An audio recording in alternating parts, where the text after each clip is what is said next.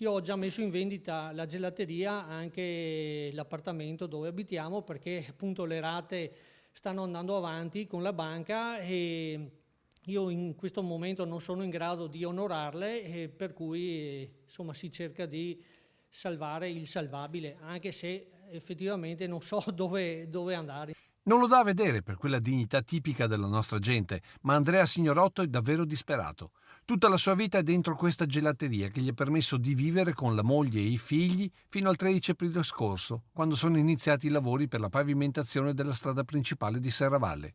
E da circa un mese questi sono gli incassi giornalieri. 10,60 euro, 30,20 euro, 22,90, 19,30. È proprio il movimento che determina quegli scontrini là.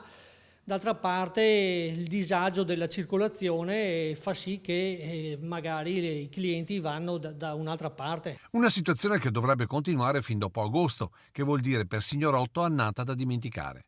Se poi ci confida i lavori si allungano come mi è già successo per il ciottolato della pizzetta del museo, allora è meglio che chiuda tutto già adesso.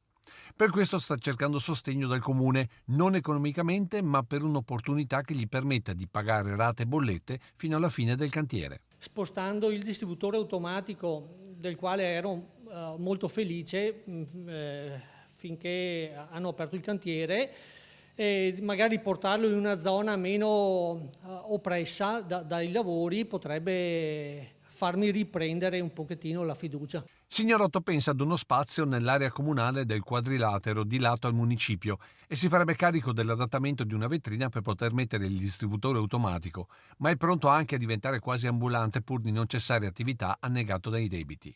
Ora la speranza ha una data, lunedì 12 maggio. Ho preso un appuntamento con il signor sindaco al quale volevo appunto proporgli, fargli queste proposte e sperando che vada a buon fine, insomma, per permettermi di tenere aperta l'attività. Perché in un tempo dove a Serravalle fioccano i cartelli e molte serrande rimangono abbassate, nell'incontro Andrea il gelataio, sulla coppetta che offrirà al sindaco Balliana, ci metterà anche la sicurezza. Perché se tengo accesa una vetrina, una luce in più anche alla sera, c'è più sicurezza anche per il territorio.